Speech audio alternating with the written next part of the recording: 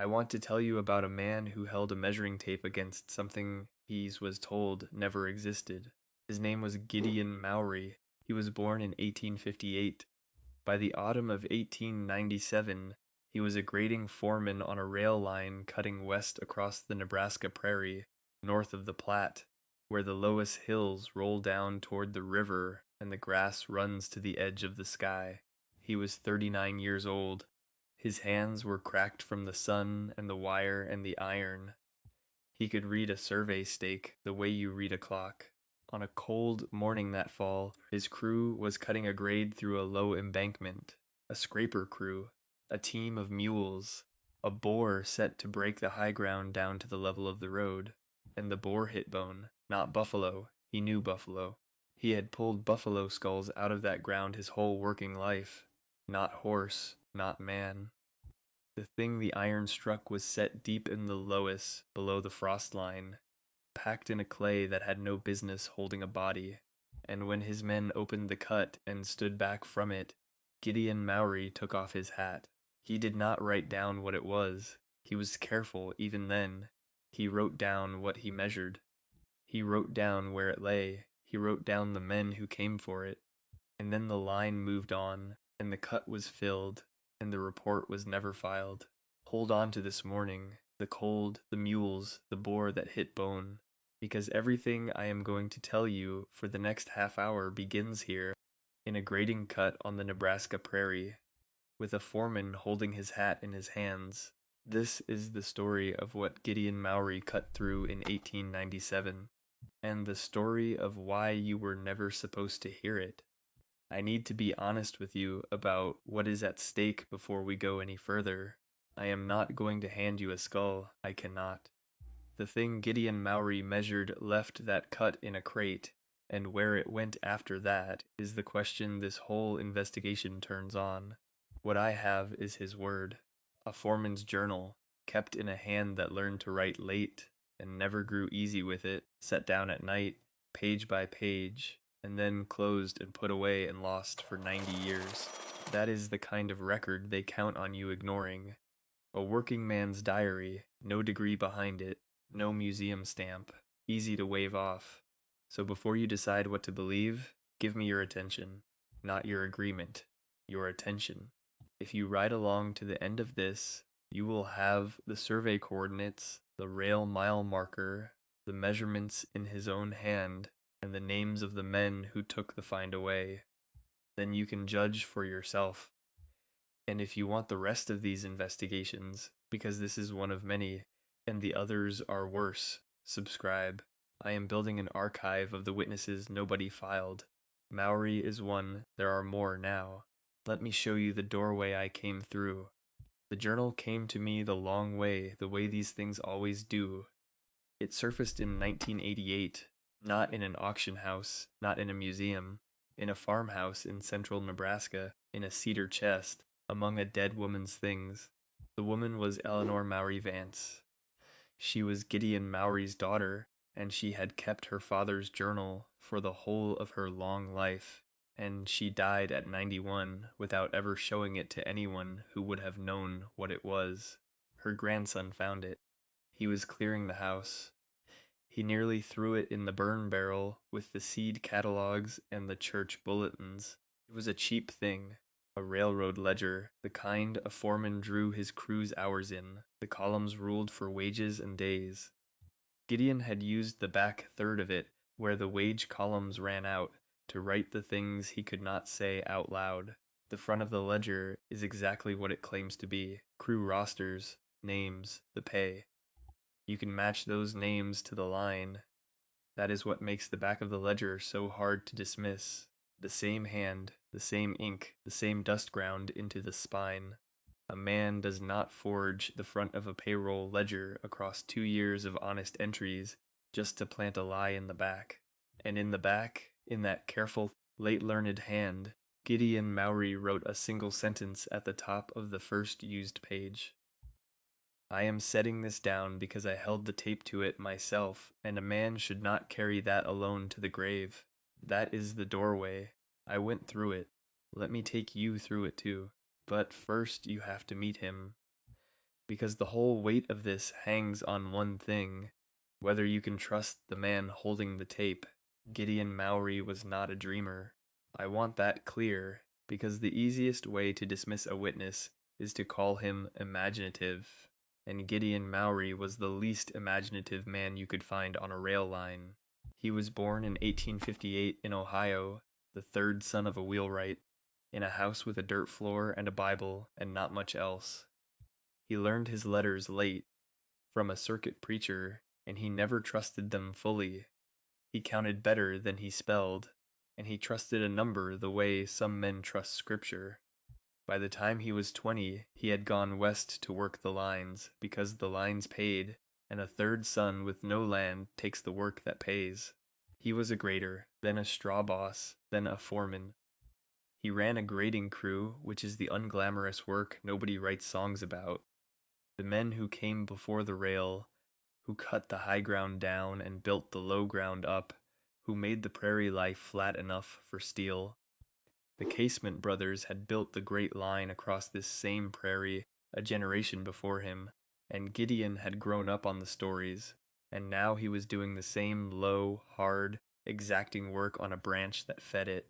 Here is what you need to understand about a grading foreman. His whole trade is measurement. A cut too shallow and the engine labors. A cut too deep, and the company has paid for dirt it did not need. Every foot he moved he answered for in a column to a man in an office who had never held a scraper. Gideon Mowry lived and died by the accuracy of his own hand. He measured for a living. He measured the way you breathe. So when I tell you that he wrote down the measurements of the thing in the cut, understand what that meant coming from him. It was not wonder, it was habit. He held the tape to it because holding the tape to things was the one act of his life he was certain of. His hands, his daughter wrote in the margin years later, were so cracked by the sun and the wire that they bled in the winter, and he wrapped them in rag and worked anyway. That is the man. Humble, exact, a counter, not a dreamer. The men on the line believed him because he had never once lied about a grade, and a foreman who never lies about a grade is a rare and valuable thing, and the company knew it, which is why, when his bore hit bone, his word was a problem, a liar they could ignore. Gideon Mowry they had to handle. Remember that. It matters later. Here is what he wrote that he saw. I am going to give it to you the way he gave it, carefully, and only what the journal says, and I will tell you plainly when I am reading his words, and when I am not. The cut was through an embankment of high loess ground, the kind of low rise that the prairie throws up for no reason you can see. The survey called for the grade to drop the rise by 11 feet over a run of 40 rods, routine. His crew had cut 100 like it. The bore struck on the cold morning. He wrote that the lead mule shied, and the scraper man cursed, and they thought it was as a glacial boulder, which is what you usually hit in that ground. So they dug to it by hand to clear it, because you cannot blast next to a fresh grade. It was not a boulder, he wrote, and these are his words, that it lay on its side in the clay, full length, and that the long bone of the leg stood as high as a man's belt when set on end against young Hollis, who was the tallest on the crew at 6'1". The long bone of the leg, the femur, standing against a 6'1" man's belt. I am not going to do the arithmetic for you and tell you. The creature was 9 feet or 11 feet or any number. Gideon Mowry did not write a final height, and I will not invent one for him. The attribution rule here is iron. Every measurement in this account is his, set down in his journal, and I will not add a single inch. What he wrote is what you get. A thigh bone as long as the distance from the ground to a tall man's belt. You can sit with that. He wrote that the skull was crushed on one side from the bore, and that what remained of the jaw held teeth he described as worn flat and double set in the back, which troubled him, because he said he had pulled teeth from many a dead thing on the line, and these were set wrong for any animal he knew. I pass that to you as he wrote it. Worn flat, double set in the back, his words. He wrote that there was no grave goods, no pottery, no worked stone, nothing but the body in the clay below the frost line, in ground that he said had not been turned since God laid it down. That last part is his theology, not mine, and then he wrote about the men who came. Word went up the line the way word does.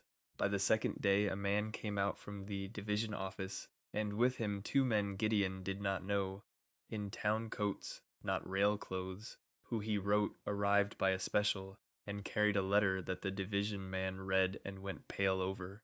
The 2 men in coats measured the find with their own instruments, and made Gideon's crew stand off at a distance. They had crates, they had packing straw. They worked through the night by lantern, and Gideon wrote that they would not let his men help, and would not say what office they were from, only that it was a matter for Washington. A matter for Washington. He wrote that on the third morning the crate was loaded onto the special, and the special was gone before the crew was fed, and the division man told Gideon to fill the cut and move the grade 2 rods south of the original line and say nothing, and that there would be something extra in the men's pay that month, and there was. And then Gideon Mowry wrote the line that gives this whole investigation its name. The line I have read more times than I can count. He wrote, I held the tape to it before they came, and I have the figures, and they may take the bones to Washington, but they cannot take the figures out of my hand. That is what he saw. That is the cut.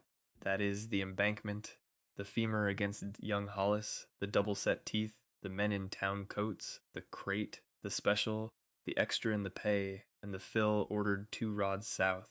They took the bones. He kept the figures. Now let me give you the physical anchors, because a story without anchors is just a story, and I told you at the start I would give you the things you can hold. First, the journal itself. It is a real object. A railroad foreman's wage ledger of the type used on branch lines in that decade, the front filled with crew rosters in a consistent hand, the back filled with the account I have read to you, in the same ink, the same hand, the same wear. Eleanor Mowry Vance kept it from her father's death until her own in 1988. It is not a transcription. It is not a story told to a reporter and printed up. It is the man's own hand in an object that did its honest work for 2 years before it carried his confession. Second, the survey stake coordinates. Gideon, being Gideon, did not just write that it happened out west of the river. He wrote the stake. He recorded the survey station, the numbered stake the engineers had driven to mark the grade, and the offset from it, in rods, where the bore struck. A grading foreman thinks in stations and offsets the way you think in street addresses. He wrote the station number. He wrote the offset. That is a coordinate. That is a place a man could stand. Third, the rail mile marker. He noted the nearest mile marker on the line, the cast post that told the railroad how far it was from its origin. A mile marker is not a memory. It is iron in the ground, surveyed and fixed. He gave it. Between the survey station, the offset, and the mile marker, Gideon Mowry did the one thing a hoaxer almost never does. He told you exactly where to dig. And fourth, and this is the one that keeps me up, what happened to the bones. The journal is clear and the journal is final. They went into a crate, the crate went onto a special train, and the destination Gideon was given was a single word, Washington. He never saw them again. He never read of them again. He watched a railroad full of newspapers his whole life, and the find he held the tape to was never printed, never catalogued, never mentioned. A thing the size he described gone east on a special, and then nothing. A man does not invent the nothing. The nothing is the hardest part to fake. A hoaxer wants the splash, the headline, the crowd. Gideon Mowry got the opposite. He got silence and an envelope with a little extra in it, and he hated that envelope. You can feel him hating it in the ink, and he kept the figures out of spite and grief and the plain stubbornness of a man who measured for a living and would not let them take his measurement away. The bones are gone, the anchors are not. Now I have to step back from Gideon, because you deserve to know the world his account fell into. And here the record is not a journal in a cedar chest. Here the record is public, printed, and real. The 1890s on the Nebraska Prairie were the high years of railroad grading. The great transcontinental line had crossed that prairie a generation earlier. The Casement Brothers crews laid track west from Fremont, past the 100th meridian out on the open grass, and opened the whole west to steel. By Gideon's time the main line was old, and the branches were spreading, fingers of grade reaching off the trunk into every county that grew wheat or shipped cattle. The work he did was the most ordinary work in the state. Cut the high ground, fill the low, move the dirt. Men did it by the thousand, with mules and scrapers and their backs, 12 and 14 hours a day for $1 or $2. And here is the thing the textbooks will tell you, and the thing they will not. The textbooks will tell you that grading crews and farmers and well diggers turning the American earth all through the 1800s and into the new century kept finding bones. That part is true and documented and not in dispute. The mounds, especially, those earthen rises that dot the country from the Ohio Valley out across the prairie, gave up skeletons by the hundred when the plow and the scraper and the railroad cut through them. And the newspapers of that era printed account after account of those skeletons being large, not a little large, enormous. Researchers have since gathered over 1,000 such printed reports, from New York to California, from Wisconsin to the Deep South, skeletons described at 7 feet, 8 feet, 9 feet, and more. In December of 1897, the very autumn of Gideon's cut, the New York Times printed an account of a skeleton over 9 feet long, pulled from a mound at Maple Creek, Wisconsin. The skull, they said, as large as a half-bushel measure. Railroad men building the line near Arcadia, Wisconsin, struck a mound and reported a frame of giant size. In Muskingum County, Ohio, a mound opened in 1880, gave up bones the diggers swore ran past 9 feet, with double rows of teeth, and 6 citizens signed a sworn affidavit to it. Double rows of teeth. Hold that against what Gideon wrote about the jaw in the cut, double set in the back. He had never read that Ohio affidavit. He could barely read at all. He wrote what he saw, and what he saw matched a pattern he did not know existed. And running through almost every one of those printed accounts, like a refrain, like a verse you cannot get out of your head, is the same 5 words, sent to the Smithsonian over and over. The bones were found, the bones were measured, the bones were large, and then the bones were sent east to Washington to the National Museum for study. The Smithsonian's own Bureau of Ethnology ran a mound exploration division and did, on the record, encourage the men opening those mounds to ship their finds to Washington. That is not a conspiracy theory. That is the institution's own published practice. So here is where I have to be fair, and I will be, because a witness deserves a fair frame, and so do you. The official answer to all of it is this. In 1934, a Smithsonian anthropologist named Alishard Lichka reviewed the giant reports and ruled them a mix of hoaxes, honest mistakes, and the misidentified bones of extinct giant animals. Mammoths, ground sloths, whose huge bones an untrained eye on a prairie could mistake for a human frame. I will not pretend that explanation is nothing. It is not nothing. Untrained men did misjudge bones. Hoaxers did salt mounds for newspaper money.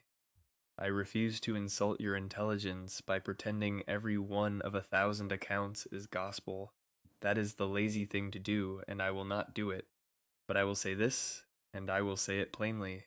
An explanation that requires a working grading foreman, a man whose entire trade was measurement, who held a tape to a femur against a 6-foot man's belt, who recorded a station and an offset and a mile marker, who watched men in town coats arrive by special train and crate the thing for Washington and pay his crew to forget, to have mistaken a mammoth for that, and then to have been silenced by accident, and to have kept the secret in grief for the rest of his life for no gain at all.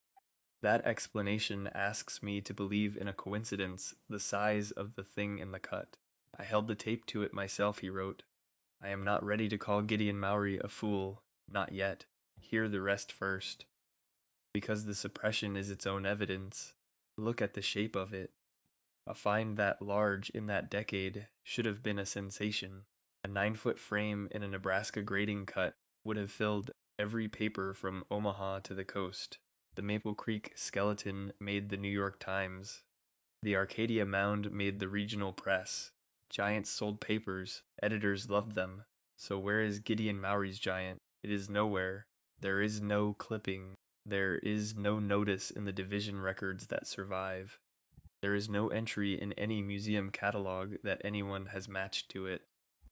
The grade was moved 2 rods south of the surveyed line, and that, I will tell you, is checkable, because a grade that deviates from its own survey leaves a mark in the engineering record, an unexplained jog where the line should have run straight, and the men who study old rail alignments know that such jogs exist, and rarely know why. A find that should have been the loudest thing on the prairie made no sound at all. That is not how a true thing behaves in a free press. That is how a managed thing behaves. Watch the mechanics in Gideon's own account, because he wrote them without understanding he was writing the anatomy of a cover-up. The men who came were not from the railroad. They had their own instruments. They came by special, a chartered train, the most expensive way to move a man in 1897, reserved for executives and emergencies. They carried a letter that turned the division boss pale. They worked at night. They forbade the crew to help or to ask. They left a single destination on every lip, Washington. And then they bought the silence, not with threats which leave a record and a grudge, but with money which leaves neither, a little extra in the pay, a reassignment. The grade moved, the cut filled. The crew scattered down the line to other work, other states, until there was no one place left where 6 men could stand together and say, "We saw this, and look at what the silence cost, and who paid it." It did not cost the men in the town coats anything. They got on the special, and they went back to Washington, and the thing went with them, and their names, if they ever gave names, went into a file no one has found.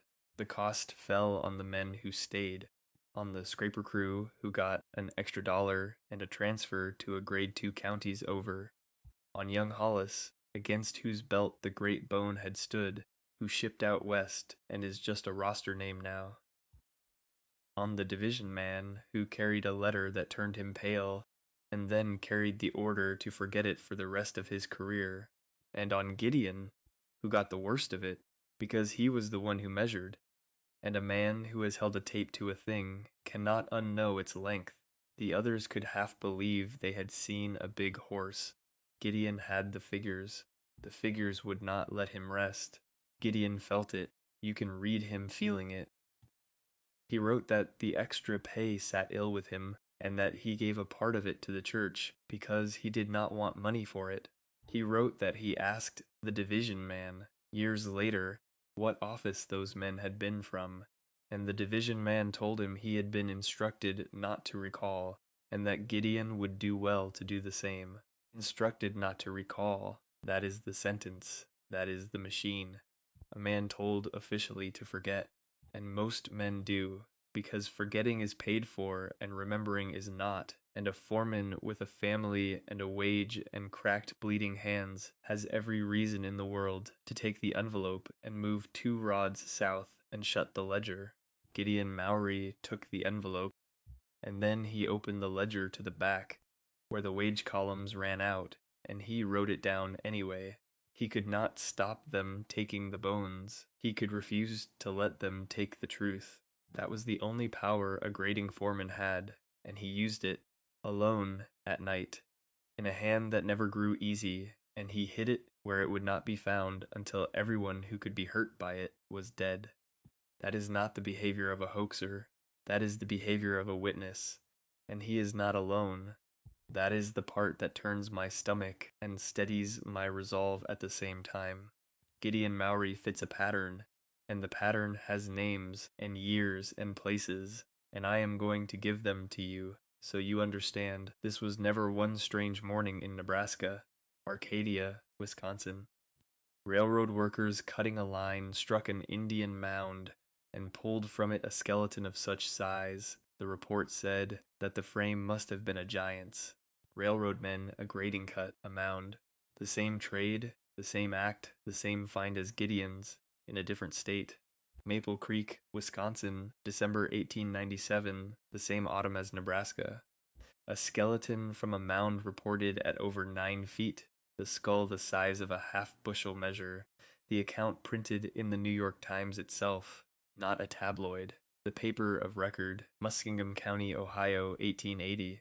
A mound opened to reveal bones in stone vaults, buried in couples, the skeletons exceeding 8 and 9 feet, with double teeth front and back in both jaws, and 6 named citizens who signed a sworn affidavit swearing to what they had seen and measured.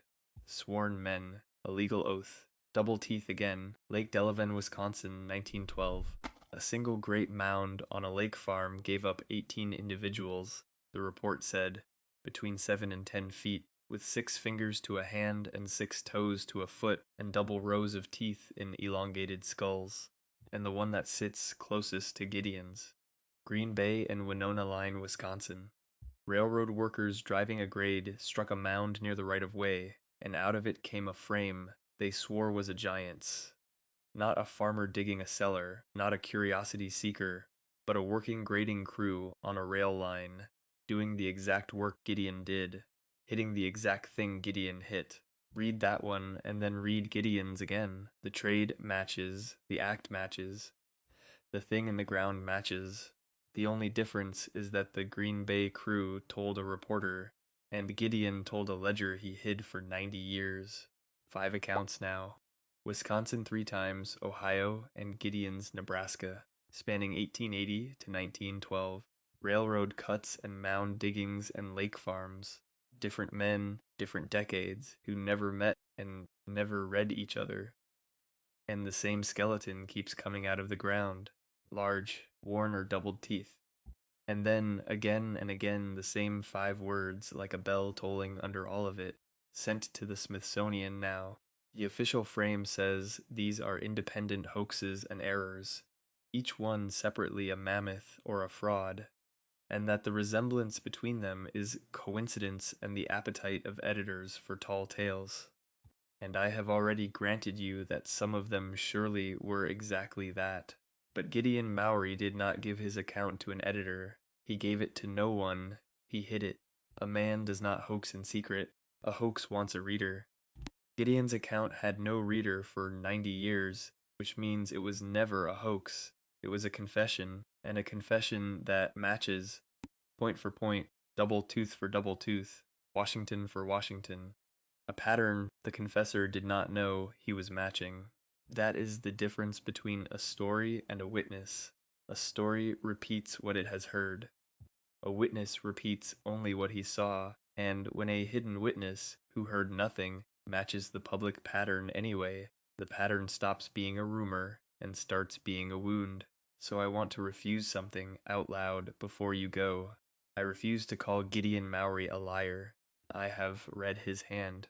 I have read the front of that ledger, 2 honest years of wages and rosters, and not one figure out of place. And then the back, the same hand, the same care, the same exactness, writing the one thing he could not say in daylight. A man who counts truly for 2 years does not suddenly fabricate in the same ink. I refuse to believe it. The arithmetic of his character does not allow it. And I refuse, just as hard, to let his measurements be taken from him a second time. They took the bones, fine. They had the special, and the letter, and the crate, and the men in town coats, and all the weight of Washington behind them, and a grading foreman had a tape and a ledger and bleeding hands, and they won the bones. But they did not get the figures, he saw to that. And I am not going to stand here 120 some years later and finish their work by calling his figures a fantasy. Not me, not on this channel. The man held the tape. The least I owe him is to hold his number where they cannot reach it. That is the refusal. Twice over, I refused the liar and I refused the silence. And here is why it matters now, today, to you, sitting where you sit.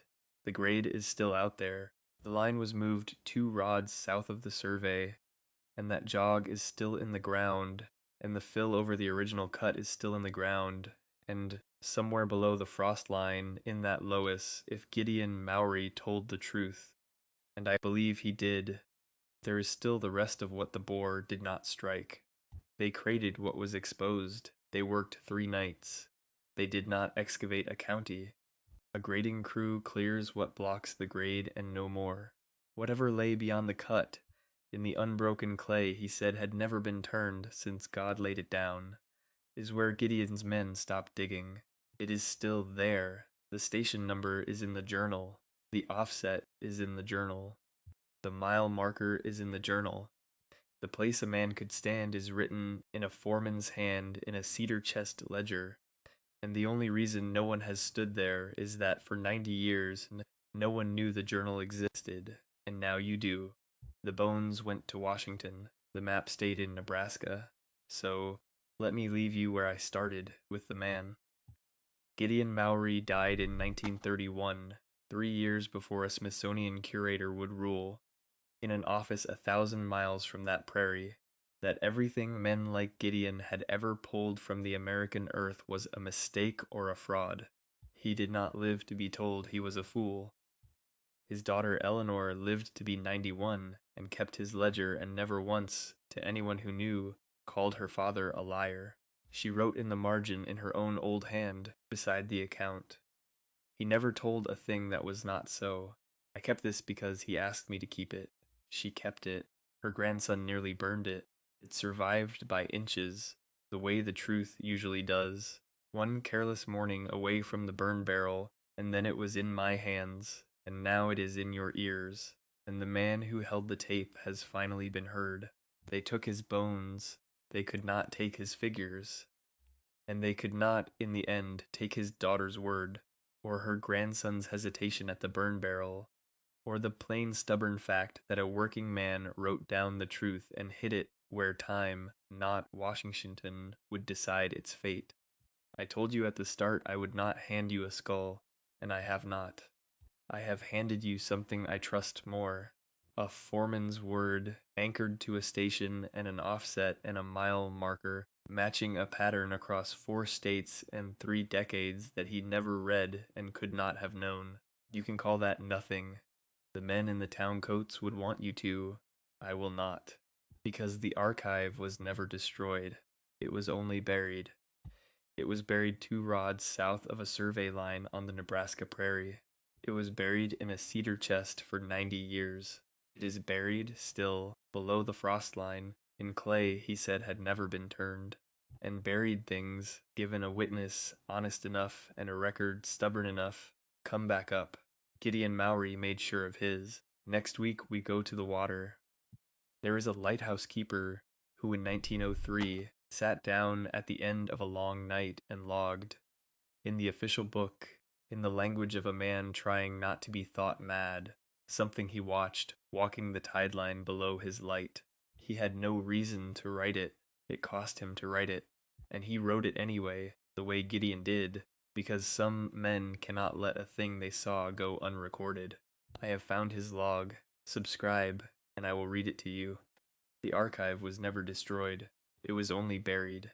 And we are digging it up, one honest witness at a time.